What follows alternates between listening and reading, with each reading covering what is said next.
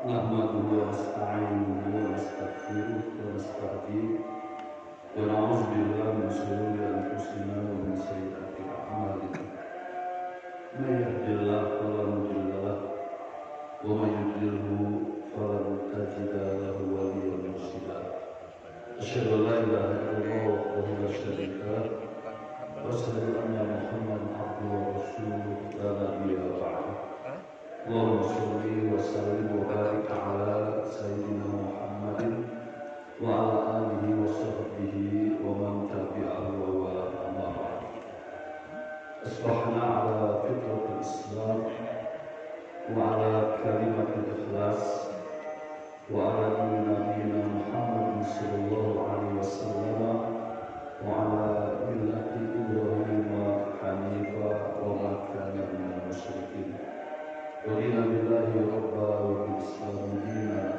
وبمحمد نبيا ورسولا. Jamaah sholat subuh yang dirahmati Allah, alhamdulillah pagi ini kembali kita sebagaimana biasa pada subuh kita lakukan kajian yang kali ini adalah tafsir tematik, tafsir nawawi. Nah, kita akan membahas dua Al-Baqarah. Ini sudah dua Al-Baqarah ayat 204 sampai dengan 207. Iya. Nah, jamaah sekalian, ini tema besarnya kalau kita nanti mengkajinya dari sisi mufassir, kita mengacu pada tafsir Ibnu Katsir, tafsir yang sangat dikenal di dunia Islam, dipakai di Al-Azhar, ya, di Mekah, di dunia Islam, di Timur Tengah, di Afrika, itu tafsir Ibnu Katsir itu sangat populer, termasuk di Indonesia, walaupun banyak jenis-jenis tafsir lainnya. Nah, jemaah sekalian, kenapa tafsir Ibnu Katsir itu menjadi rujukan para ulama tafsir? Karena memang di dalamnya berisi penjelasan tentang ayat-ayat Al-Quran yang compatible. Jadi ada tafsir Quran bil Quran dan tafsir Quran bil hadis, kemudian ditambah dengan berbagai asal riwayat-riwayat atau sejarah. Sangat lengkap sekali dengan dalil-dalil hadis dan fakta-fakta sejarah. Nah, pagi ini kita akan membahas, ini ada dua tipologi manusia. Yang pertama adalah, kalau kita bisa simpulkan itu jadi temanya, tipologi manusia hipokrit. Hipokrit itu apa bahasa populernya? Munafik, hipokrisi, atau menafikan. Nanti digambarkan dalam 3 ayat 204, 205, 206. Kemudian bandingannya atau lawannya adalah manusia-manusia ikhlas. Ini ada ungkapan ibtighoa mardotillah, ibtighoa mardotillah. Jamaah sekalian, mari kita mulai dengan 3 ayat pertama dulu. Allah Subhanahu wa taala berfirman, wa minan nas may yu'jibuka qawluhu fil hayatid dunya. Ini menarik ya. May yu'jibuka qawluhu fil hayatid dunya wa yashhadu Allah ala ma fi qalbihi wa huwa aladul khisam. Nah, kita mulai dari sini dulu ya. Kita maknakan di sini ada dan di antara manusia wa minan nas. Manusia itu kita semua ini. Ya. Jadi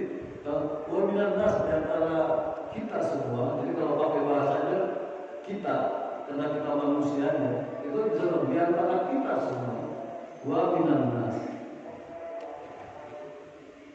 Ada yang mayu'jibu, ada yang ucapannya itu menakjubkan. Ajaba ya'jibu, ajaba ya'jibu ajaban, ajaba ya'jibu ajaban. Asal kata kemudian itu ajaba ya'jibu ajaban. Ayatnya itu ditampilkan ayatnya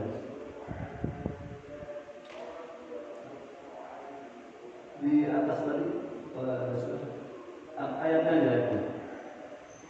Ini kita akan ambil dari tafsir Ibnu Katsir yang saya punya bahannya yang bahasa Arab, tapi dimasukkan di aplikasi. Ini ya. Jadi di antara manusia ada yang ucapannya tentang kehidupan dunia itu menakjubkan.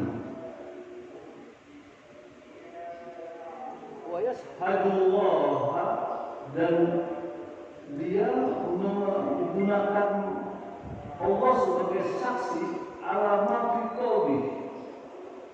Ini ungkapan ini kalau diterjemahkan di sini, dia menggunakan Allah sebagai saksi atas kebenaran isi hatinya. Artinya apa nih? Dia dengan sepenuh daya, sepenuh perasaan, seolah-olah itu menyatakan bahwa apa yang diucapkannya itu kebenaran. Jadi ini bahaya sekali orang kayak begini. Jadi sehingga karena Allah dipakai alat untuk bicara tentang kehidupan dunia, pendengarnya itu menakjubkan.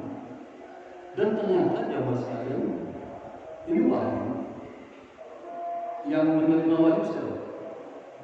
Nabi Muhammad. Nabi Muhammad sendiri itu takjub. Maka di sana ada wahyu yang membuat kau takjub. Lalu kita menerimanya sebagai umatnya. Kita pun akan takjub juga kalau ketemu orang model ini.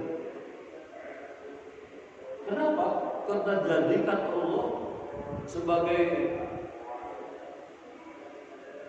pendukung dari ucapan-ucapannya. Jadi dia menggunakan Allah untuk menyatakan apa yang saya ucapkan ini sungguh benar. Padahal di sini wa huwa aladul qisas. Padahal dia adalah penentang ajaran Allah yang paling keras. Itu terjadi apa itu? Kontradiksi antara apa yang diucapkan dan apa yang sesungguhnya dilakukan. Nanti kita akan lihat apa yang dilakukannya. Nah inilah jamaah sekalian gambaran tipologi manusia hipokrit. Di dalam tafsir Ibnu Katsir dikatakan, dan juga beberapa tafsir yang lainnya, ada sabab nuzul. Ada seorang, dia dianggapnya sebagai sahabat ya. Orang itu dalam sabab nuzul dikatakan bernama Ahnas ibnu Shuraik. Nama orangnya Ahnas ibnu Shuraik. Nah, Ahnas ibnu Shuraik ini orang yang datang kepada Rasulullah SAW menyatakan beriman kepada Allah dan Rasulnya. Jadi dia masuk Islam. Dia bukan orang Islam tadinya. Dia masuk Islam. Dia katakan asyhadu an la ilaha illallah wa anna Muhammadar Rasulullah. Lalu dia menyampaikan berbagai gagasan tentang hidup di dunia. Sehingga Nabi Muhammad terkagum-kagum. Itu Nabi Muhammad ya. Nabi Muhammad aja itu kecelai. Jadi ini menggambarkan bagaimana Nabi Muhammad, kita katakan kecelai itu apa? Kecelai bahasa kita. kena tipu. Ya, kecele ya, bahasa apa tuh kecele itu? Nabi Muhammad ini ditipunya, kecele Nabi Muhammad itu. Maka wahyunya turun, wa minan nas may yujibuka qawluhu fil hayatid dunya wa yusibuka ala ma fi qalbi. Jamaah sekalian, kita yang sering membaca Al-Quran secara umum itu digambarkan dalam surah yang sama, di surah-surah pertama ya. Setelah, jadi menarik sekali waktu kita baca Quran surah Al-Baqarah itu dimulainya dengan apa? Ayat pertamanya adalah A'udzubillahi minasyaitonirrajim, alif lam mim, ya kan? Habis itu apa? Zalikal kitabu la raiba fi, lalu hudal lil muttaqin. Itu Allah Subhanahu wa taala mulai membagi tipologi kita ya. Yang pertama adalah orang-orang muttaqin. Itu Al-Baqarah surah 2 ayat 2 ya. Zalikal kitabu la raiba fi hudal lil muttaqin. Lalu dijelaskan siapa orang yang takwa itu. Lalu dikatakan, apa pasti kita ya, yang biasa tahlilan itu pasti baca itu. Alladzina yu'minuna bil ghaibi. Satu ya. Orang takwa itu pertama cirinya dia percaya kepada yang gaib, yang tidak bisa dilihat oleh mata ya. Tapi bisa dirasakan keberadaannya. Kemudian yang kedua apa? Wa yuqimus shalah. Orang takwa itu pasti melaksanakan sholat. Yang ketiga, wa mimma razaqnahum yunfiqun. Dia selalu berinfak. Dia adalah orang yang dermawan. Itu 3 pertama. Berikutnya lagi apa? Walladzina yu'minuna bima unzila ilaika.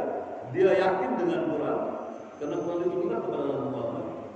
Wa ma unzila min qablik. Dia yakin, dia percaya kepada kitab-kitab yang turun sebelum Al-Quran.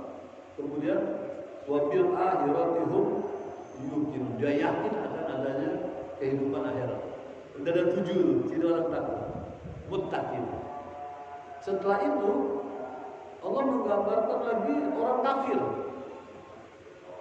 Innal ladzina kafaru. Lanjutannya gitu ya. Innal ladzina kafaru sawa'un 'alaihim a'anzartahum am lam tunzirhum la yu'minun. Jadi Allah menggambarkan 2 tipologi manusia dalam hubungannya dengan Allah. Yang satu muttaqin atau kita sebut orang mukmin, yang satu lagi kafir.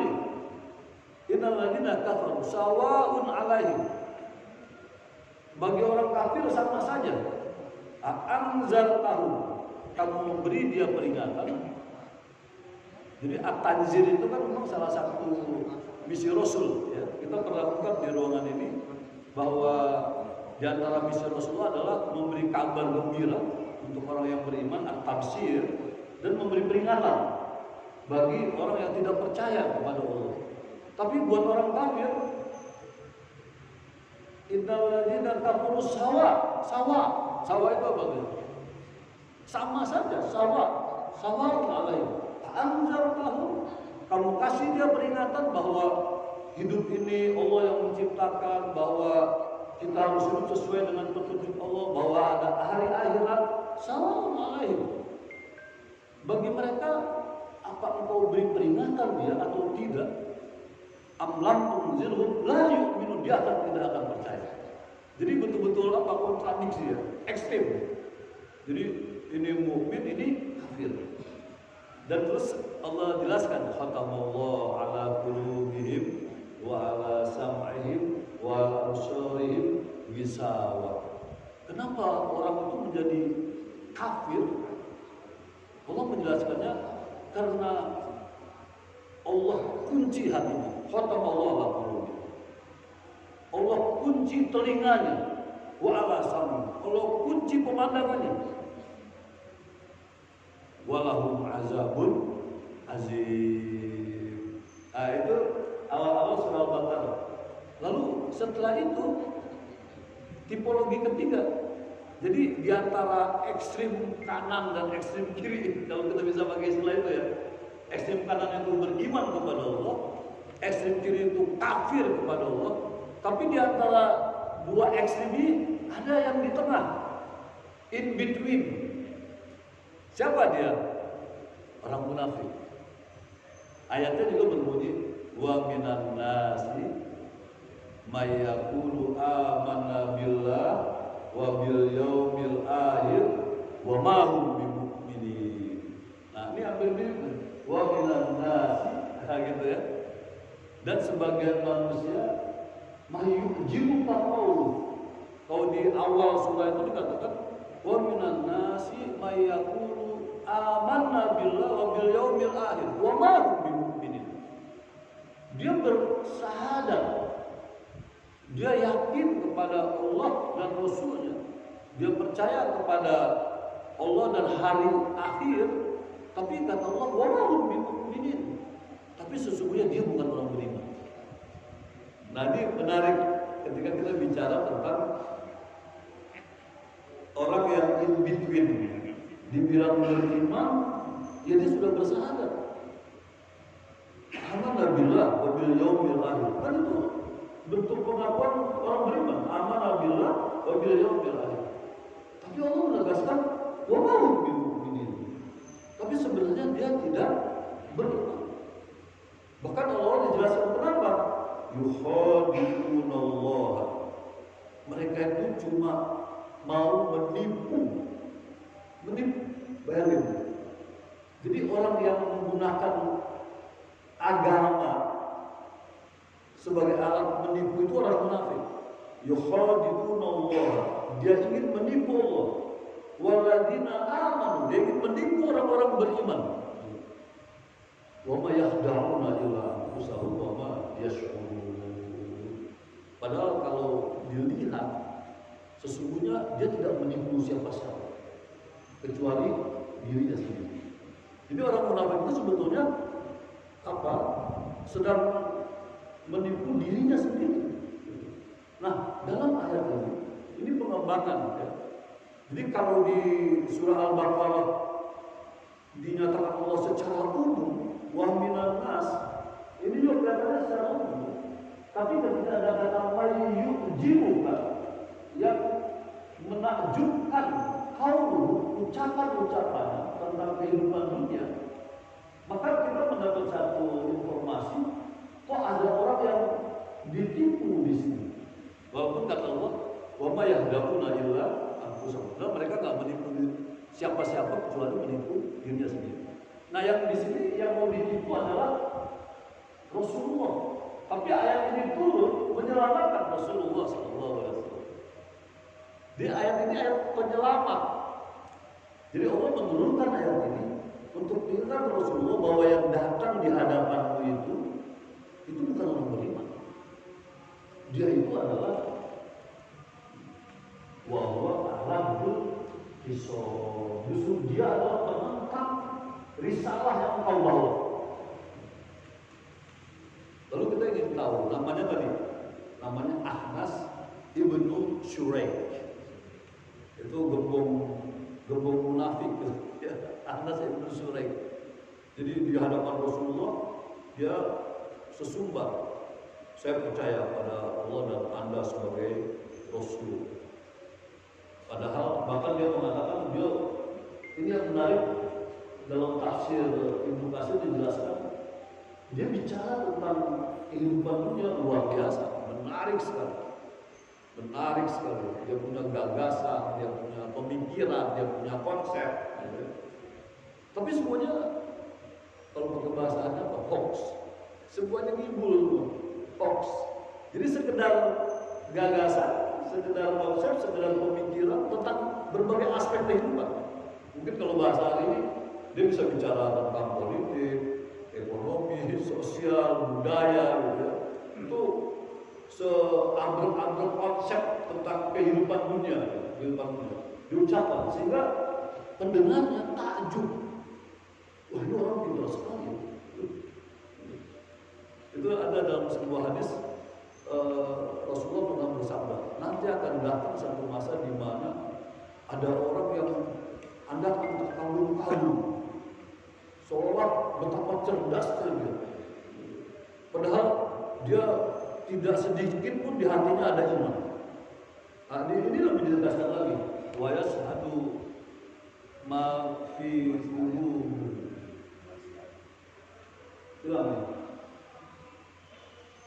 Nah, jamaah sekalian, lanjutannya adalah ayatnya. Kita baca ya, di sini saya punya kitabnya ya.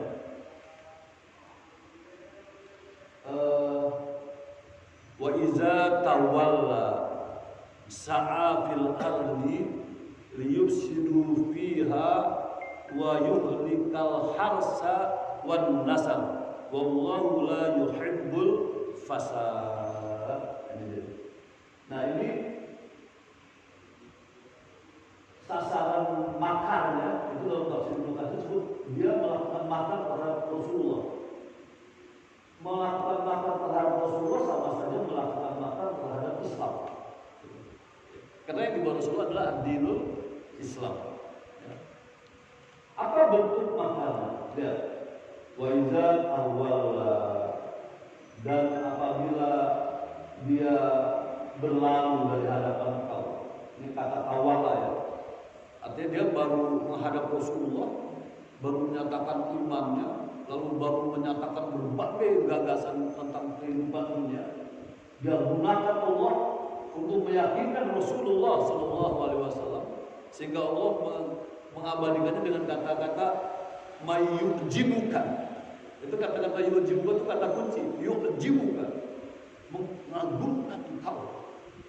Nanti kita akan tahu juga ciri orang munafik itu rata-rata penampilannya meyakinkan,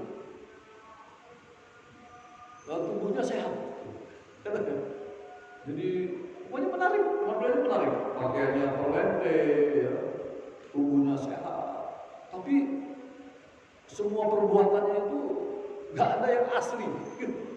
Jadi semuanya itu adalah tipuan-tipuan. Jadi kesana kemarin terjadi tipuan. Nah, ini ayat ini kan menjelaskan wa iza tawalla sa'a fil ardi, maka dan jika ia telah berlalu dari engkau, sa'a fil ardi, maka yang dilakukannya di atas bumi itu adalah liyufsida fiha, dia membuat kerusakan di dalam.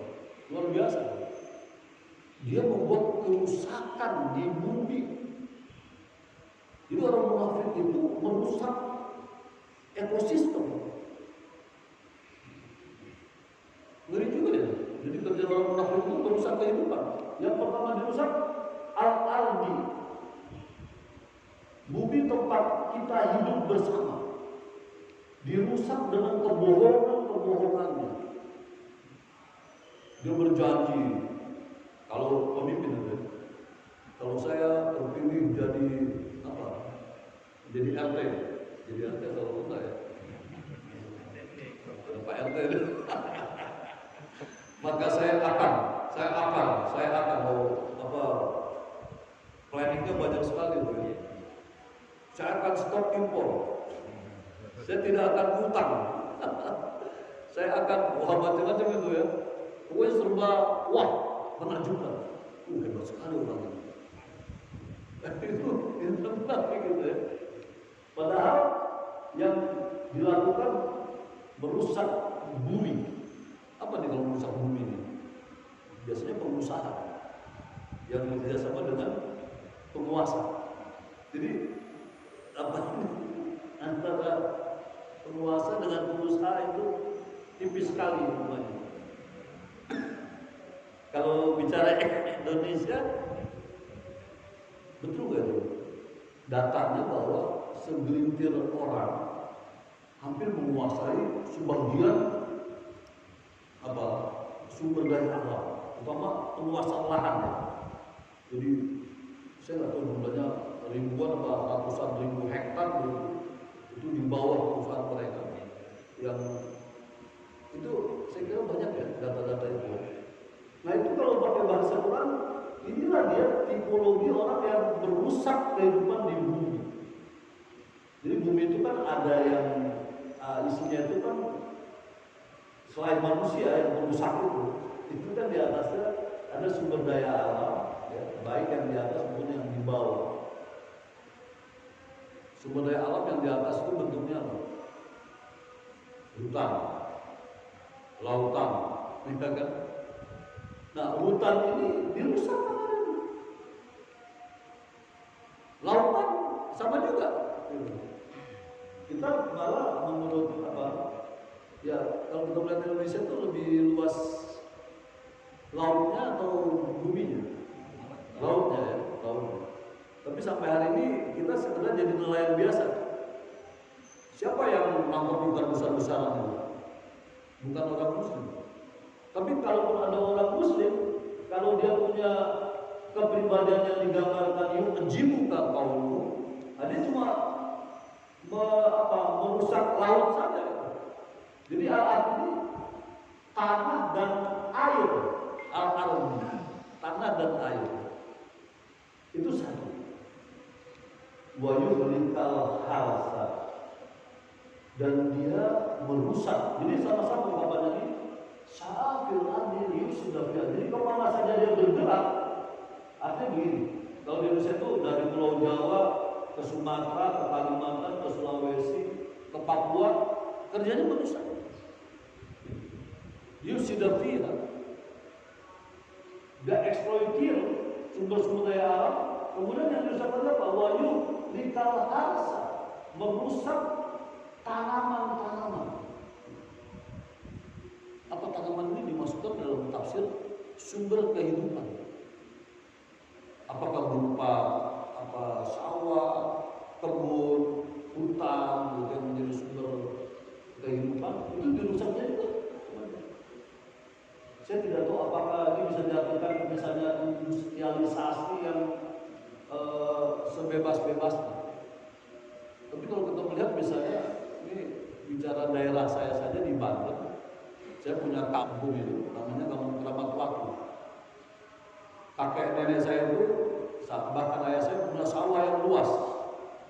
Juga saudara-saudara yang lain hari ini yang namanya sawah, yang namanya tegal udah gak ada lagi.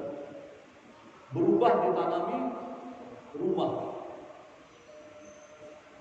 Suasana yang hijau itu sudah hilang sama sekali. Anak-anak muda nggak ada yang turun ke sawah, memang berat sekali kerja di sawah ya. Walaupun saya bersyukur juga ya, masih punya sawah ya. Walaupun cuma 1,5 hektar gitu ya, warisan dari orang tua ya. Masih punya Tegal, masih punya saya punya Tegal gitu. Tapi sisanya habis semua.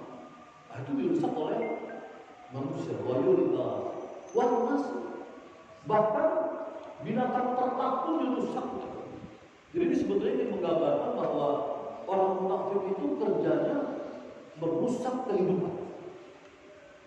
Itu yang dalam surah awal-awalnya dikatakan wa idza qila lahu la tufsidu fil ardi qalu innama nahnu muslihun.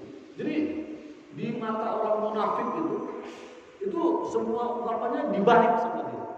Ketika dia dibilang jangan merusak, saya tidak merusak, saya berbuat baik. Nah, kita lanjutkan ya Mas. Wa iza qila lahu taqillah, kalau dikatakan kepada mereka, ini ungkapan paling keras betul ya. Kalau dikatakan kepada mereka, diingatkan atas tindakan-tindakannya yang merusak kehidupan ini. Ini cara Al-Quran dan cara Rasulullah serta sahabat dalam tafsir disebutkan, kalau mengingatkan orang yang sudah menyimpang dari ajaran Islam, itu ungkapan ini, ittaqullah.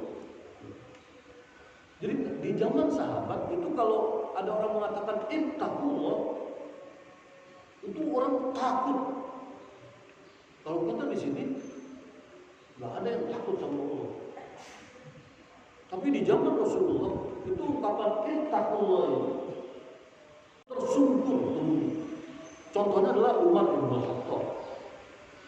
Beliau itu pernah melakukan salah kecil Tapi oleh sahabat diingatkan, ya Umar dalam tafsir Ibnu Katsir, ittaqullah, takutlah engkau kepada Allah.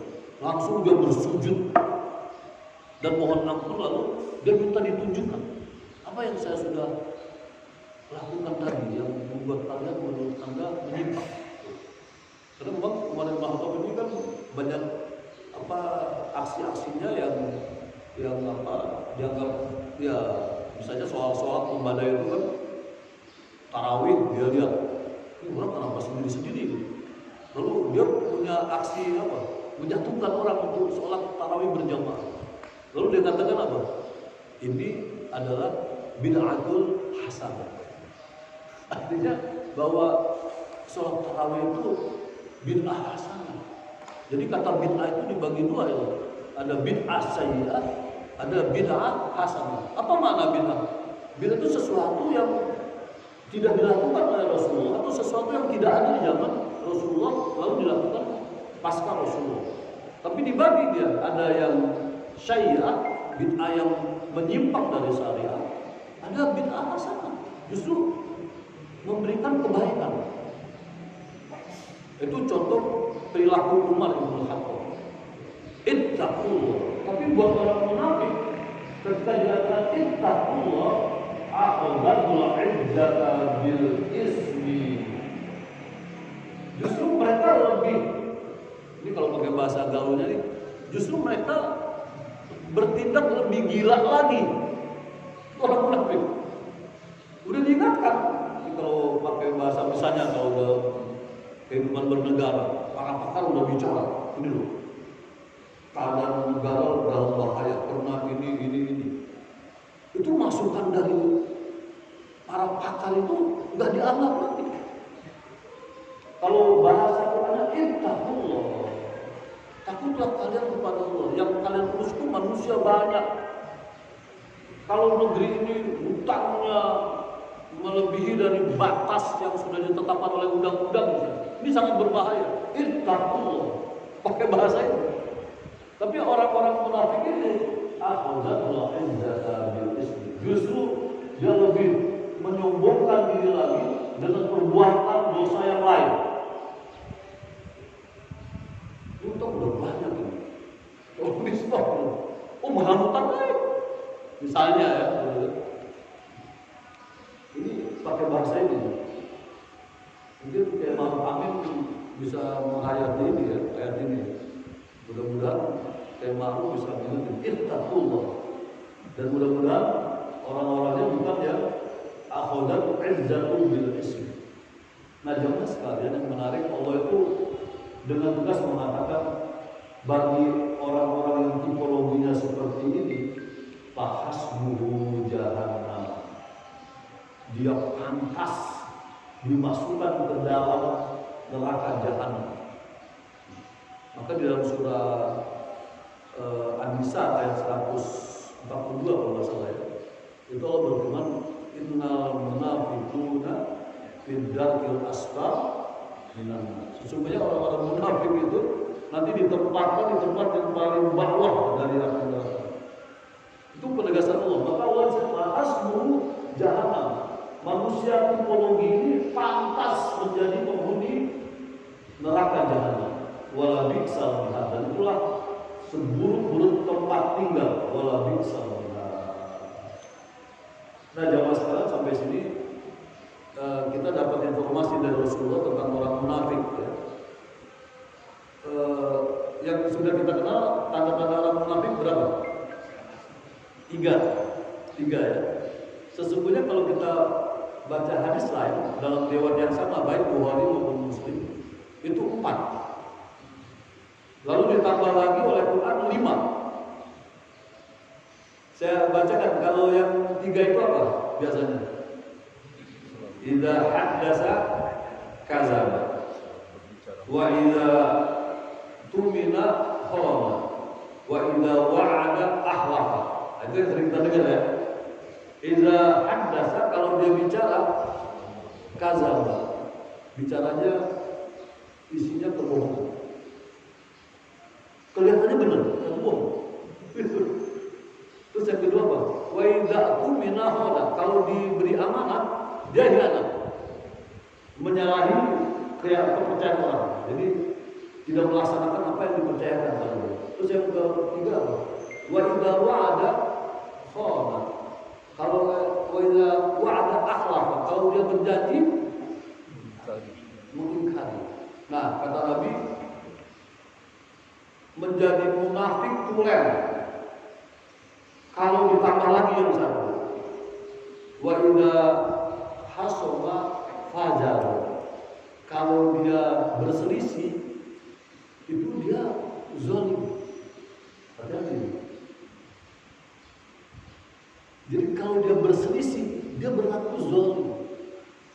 Jadi tanda orang munafik itu bohong dalam perkataan, pengkhianat, kemudian apa lagi? Ingkar janji, lalu zalim. Quran menambahkan satu lagi. Orang munafik itu tandanya adalah malas dalam beribadah. Aw idza qamu ila shalah qamu kusala. Jadi ada 5 tuh orang munafik, ya 5. Kita harus ingat lagi 5. Nah, ini bisa dijadikan alat ukur kita kan? Kita masuk itu kan? Kemarin di satu majelis, terus terang dia mengaku, Pak Ustaz, saya rasanya masuk yang ke-5 tuh. Betul kan? Saya masuk yang ke-5 kayak gitu. Kenapa? Kalau ibadah kelas, itu tanda munafik. Waktu sholat udah datang. Nggak ada yang kita kerjain di rumah. Kecuali sekedar apalah, mungkin lagi nonton, lagi baca buku yang sebenarnya tidak penting. Panggilan itu nggak kita respon dengan baik. Kita santai aja, lagi nyapu barangkali. Tapi Allah yang mengatakan wa idza qamu ila shalah qamu kusala. Kalau ditambahin lagi itu malas, di Quran juga dijelaskan lagi. Dia sedikit mengingat Allah. Nah, itu bisa kena. Tapi memang ayat itu berkaitan dengan orang munafik tadi. Udah malas, sedikit mengingat Allah. Ya kena malasnya itu. Jadi mengingat Allah itu bisa dalam bentuk zikir, wiridan, misalnya gitu ya. Jadi, kita jujur nih, kalau yang udah veteran kan waktu lebih banyak lah ya. Apalagi kalau usianya udah 70 ke atas gitu ya. Ngaku gak ngaku ya. Saya ngaku di walaupun saya udah 70 ya. Tapi saya masih banyak kegiatan. Tapi tetap ketika melihat ayat itu tersentuh. Ini kita masuk kategori munafik kan. Jadi kalau sholat malas, ingat Allah sedikit. Tapi sholat pula jangan, nggak ada wirid, nggak ada. Rasulullah mengajarkannya kan pakai wirid. Wirid itu artinya sesuatu yang diulang-ulang ya, wirid. Jadi kita mulai kalau sholat apa? Astagfirullahaladzim 3 kali ya. Kita baca la ilaha illallah wa la syarika lahul mulku wa huwa ala kulli syai'in qadir. Dalam hadis itu kalau kita baca minimal 3 kali, 5 kali, 10 kali. Dan semuanya itu ada hikmahnya, hadis-hadis. Setelah itu yang minimalis, wirid yang minimalis. Setelah itu kita baca apa? Allahumma antas salam wa minkas salam dan seterusnya. Setelah itu kita baca apa yang diajarkan Rasulullah, baca tasbih, subhanallah, kita baca tahmid, baca takbir, diakhiri dengan tahlil, la ilaha illallah dan seterusnya, doa. Minimal itu kita lakukan. Minimal. Nah ini kalau ada orang yang meninggalkan itu, saya selalu ingat itu mahasiswa saya. Mahasiswa karena masih muda semua, biasanya habis sholat langsung jalan. Langsung jalan. Itu bagus juga masih sholat ya. Banyak mahasiswa, saya ngajar mata kuliah agama Islam. Itu kalau saya selalu tanya, ini cuma online nggak bisa nanya ya. Artinya nanya langsung berhadapan. Kalau nggak online, saya selalu tanya, ini kita ada berapa? Oh, ada 35 mahasiswa. Boleh saya tanya, sholat itu hukumnya apa? Sudah. Wajib Pak? Wajib. Oke. Kalau ditinggalkan, dosa besar Pak. Jadi jawabnya pintar Pak. Wajib dosa besar. Oke. Saya tanya, siapa yang sholatnya 5 kali sehari? Itu Pak dari 35 mahasiswa paling 2 orang. 2 orang lengkap di Mekah sana. Sisanya variatif. Lalu kalau ditanya sholat apa yang kamu susah? Variatif juga. Tapi rata-rata subuh, maghrib, isya. Terus ada lagi yang menarik, bisa subuh. Saya subuh Pak karena mau kejar kuliah. Jadi harus supaya nggak terlambat, jadi dia bisa bangun pagi dan subuh. Yang bersyukur juga yang pernah ingat kuliah dia bisa subuh. Yang dekat-dekat rumahnya yang dia nggak subuh. Nah itu fakta di kalangan orang-orang terdidik, mahasiswa. Ya. Maka saya selalu mengingatkan kalau kita memang ingin menjadi muslim yang baik, seluruh kewajiban agama harus dipenuhi. Nah jadi ada berapa tadi tanda munafik? 6 ya. 6 jadinya ya. Pertama tadi apa? Idza haddatsa kadzaba, wa idza umina khana, wa idza wa'ada ahlafa, wa idza hasama fajara. Kemudian yang ke-6 wa idza qamu ila shalah qamu kusala. Lalu yang ke-6 itu yang ke-6 mengingat Allah sedikit. Dia ingat Allah tapi sedikit. Jadi makanya apa kita menyebutkannya tadi bahwa munafik ini between iman dan kafir, gitu. Tapi intinya dia tetap menjadi bagian dari kehidupan orang kafir. Karena Allah mengatakan bahwa orang kafir itu, orang munafik itu akan ya ditempatkan di neraka yang paling dalam. Nah, yang terakhir ya Mas, ini. Jadi ini orang munafik. Nah ini menarik. Wa minan nasi, sama dengan di atas wa minan nasi juga ya. Wa minan nasi, dan ada sebagian orang may yasri nafsa,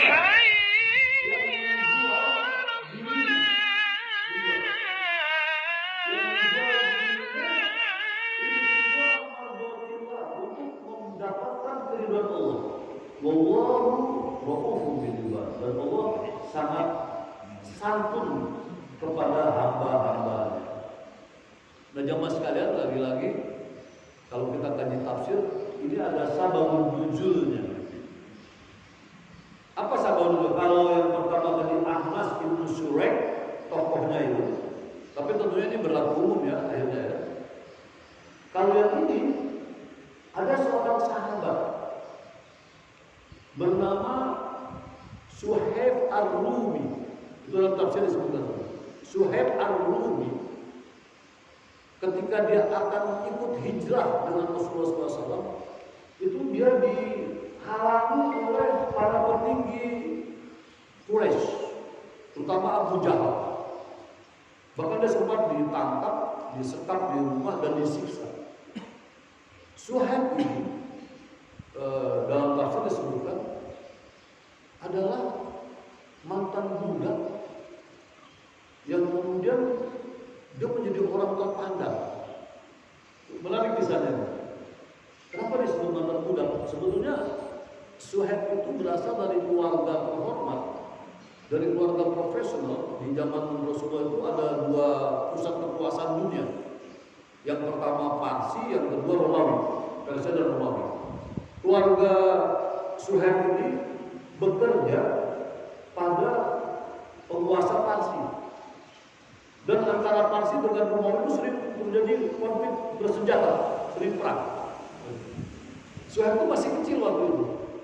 Ketika terjadi perang antara Romawi dengan Persia, Suhaib ini termasuk anak kecil yang hanya menjadi tawanan dari tentara Romawi. Karena dia menjadi tawanan, dia dijadikan budak. Tapi dari pengalaman hidupnya, Suhaib melihat bagaimana orang-orang Romawi itu mengelola hidupnya. Romawi ini kan representatif dari Eropa. Ya. Kalau sekarang kan Romawi pusat Vatikan ya, di Italia kan, di Italia. Jadi rupanya Suhaib ini telah terbentuk pribadiannya dalam tafsir seperti begitu, menjadi orang yang baik, orang yang disiplin, dan orang yang cerdas. Sehingga ketika dia diperjualbelikan, lalu dibeli oleh orang-orang kaya dari suku Quraisy. Kemudian karena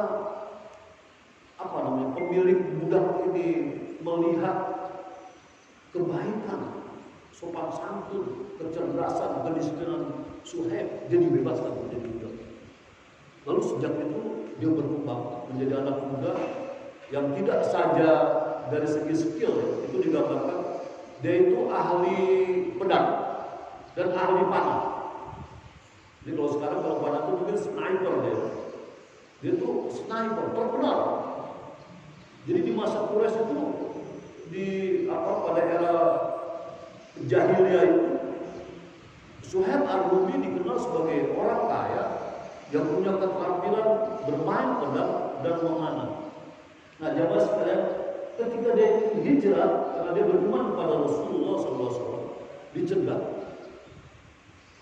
Maka ketika dia berada dicegat, di dalam tafsir Ibnu Katsir digambarkan bahwa Suhaib Ar-Rumi itu ketika meninggalkan rumah setelah dia bebas dari sekapan orang-orang jahiliyah, dia bawa perlengkapan perangnya. Dia bawa panahnya dengan anak-anak panahnya, dia bawa pedangnya. Lalu ketika dihalangi, maka dia berkata dalam tafsir Abdul Mansur itu lebih tegas lagi, karena dia hadis ceritanya, berupa hadis. Dia terangkan semua, wahai orang-orang Quraisy, kalian tahu siapa saya? Saya adalah pemanah terbaik di antara kalian.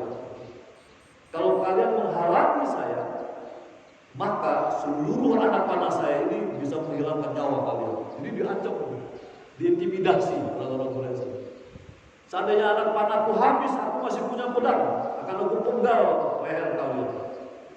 Tapi yang menarik adalah ada orang ini, Yasri Nafsah, dia menjual dirinya. Dalam tafsir disebutkan bahwa orang Quraisy itu tahu Suhaib itu punya harta yang banyak yang dia tinggalkan. Maka dia bilang begini, kalau kalian memilih membunuh aku atau mengambil hartaku, dia katakan, kalau kalian membunuh aku akan membunuh kalian. Tapi kalau kalian mengambil hartaku, aku tidak akan mengganggu kalian. Ambil harta saya. Maka ungkapan itu ayat ini ayat jamaah sekalian turun sebelum Suhaib sampai ke Madinah. Ini menarik. Jadi kalau kita belajar Quran ini, jadi Allah merekam peristiwa Suhaib Ar-Rumi itu dengan kaum Quraisy. Kemudian diturunkan wahyu kepada Rasulullah. Rasulullah menerima wahyu, siapa orang ini? Ternyata Suhaib Ar-Rumi. Maka ketika Suhaib sampai di Madinah, kata Rasulullah SAW, perdagangan yang menguntungkan. Umar bin Khattab juga mengatakan perdagangan yang menguntungkan. Kaget, Suhaib itu nggak tahu. Sampai dia bertanya, apa maksud kalian perdagangan yang menguntungkan? Wahyu telah turun membicarakan tentang Anda. Wa minan nas. Tapi sekali lagi, kalau kita melihat ayatnya itu, dan sebagian manusia, berarti banyak manusia yang melakukan hal yang sama dengan Suhaib Ar-Rumi. Di dalam Sababul Nuzul ini menggambarkan bahwa ayat itu ketika Allah Subhanahu wa taala menyaksikan hambanya lebih mementingkan Allah daripada dunia. Jadi orangnya belum tahu, tapi ayatnya udah turun. Itulah dia Suhaib Ar-Rumi. Nah, kita bisa mengambil pelajaran dari ayat ini. Kita berada di sisi mana? Pasti idealnya sisinya Suhaib Ar-Rumi. Tapi sayangnya kelakuan kita lebih banyak di sini, gitu ya. Ini fakta ya, fakta. Dari segi kejujuran misalnya ya. Nah, ini harus belajar jujur bang kita. Pernah terjadi nih, tapi ini nggak tahu benar-benar terjadi di kita ya. Waktu itu ada rapat, mohon maaf ya kalau saya cerita kampus, karena saya mengajar di kampus, rapat dosen. Dulu salah satu wakil rektor itu adalah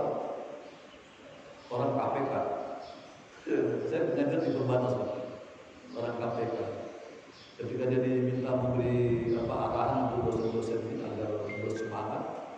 Ada hal yang sederhana Bu. Kita semua sudah biasa punya HP, ya kan Bu ya? Ibu punya HP, bapak punya HP, biasanya satu-satu ya, bahkan anak punya HP ya. Bahkan di rumah, di ruang tamu kalau ada 4 orang, 4-4-nya megang HP. Sampai-sampai ada anak kecil yang cerita, ditanya sama ibunya, "Nah, kamu kalau udah besar mau jadi apa?" "Saya mau jadi HP." Kaget ibu bapaknya, "Loh, kenapa mau jadi HP?" Selalu diperhatikan. Rupanya mamanya, papanya setiap saat memegang HP. Nah, yang menarik nih, dari dia profesor mau mengukur kejujuran. Kan kalau dulu jargon KPK itu jujur itu hebat, ya kan masih ingat ya? Jujur itu hebat. Dia bilang begini, kita coba aja tesnya, bapak-bapak dengan istrinya, gantian HP, tukeran aja. Mau nggak bapak-bapak HP-nya dibaca istri, terus istri HP-nya dibaca suami? Ternyata jawabannya memang nggak ada yang mau, nggak ada yang mau. Ya karena ketahuan beratnya suaminya maupun istrinya. Nah itu dia bilang ini sekedar contoh sederhana tentang kejujuran, tentang kejujuran. Nah barangkali juga kalau dikembangkan pada hal-hal lain itu bisa lebih kompleks lagi. Saya termasuk yang enggak. Saya HP saya bebas. Istri saya mau baca silakan. Istri saya juga sama. Mau baca apa silakan. Tapi satu hal yang selalu saya jaga kalau ada WA itu, saya nggak pernah mau buka WA istri saya. Tapi dia sendiri WA saya semua dia baca. Saya mau menghargai bahwa ketika buka HP dia, WA-nya nggak pernah saya. Kalau misalnya incoming call kan ketahuan siapa yang kita pencet, siapa yang ini. Saya melatih kejujuran. Tapi saya menjaga privasi juga ya. Kalau WA nanti, tapi ternyata begitu WA dibuka sama dia biasa-biasa aja, bukan sesuatu yang luar biasa. Nah itu sekedar ini ya, melatih diri menjadi jujur. Nah mudah-mudahan ya Mas, sekarang kita berada di sini. Masya Allah. Jadi ibtigo imabotillah dengan menjual dirinya